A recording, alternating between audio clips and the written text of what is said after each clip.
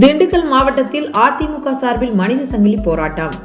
புரட்சி தமிழர் மாண்புமிகு எடப்பாடியார் சட்டமன்ற எதிர்க்கட்சித் தலைவர் அவர்களின் அறிவிப்பின்படி சட்டம் ஒழுங்கு சீர்கேடு தமிழகம் போதைப் பொருட்களின் நகரமாக மாறி வருங்காலத்தை தலைமுறையினரின் எதிர்காலம் சீரழித்து வருவதற்கும் இந்திய அளவில் தமிழ்நாட்டிற்கும் தலைகுனிவு ஏற்படுத்திய விடியா திமுக அரசை கண்டித்து திண்டுக்கல் மேற்கு மாவட்டம் மேற்கு பகுதி கழகம் சார்பில் மனித சங்கிலி போராட்டம் காலை 10:30 மணி அளவில் தலைமை தபால் தந்தி அலுவலகம் முன்பு நடைபெற்றது.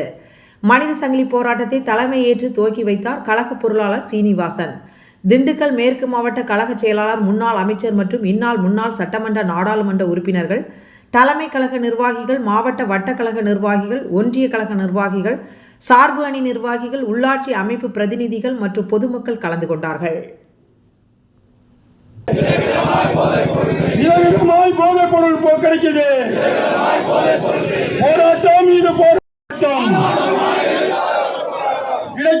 கிடைக்குது. விடியா திமுக ஆட்சியிலே கிடைக்குது.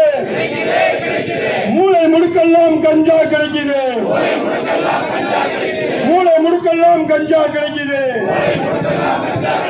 இதைவிடமாய் போதைப் பொருள் கிடைக்குது. போதைப் பொருள் கிடைக்குது. போராட்டம்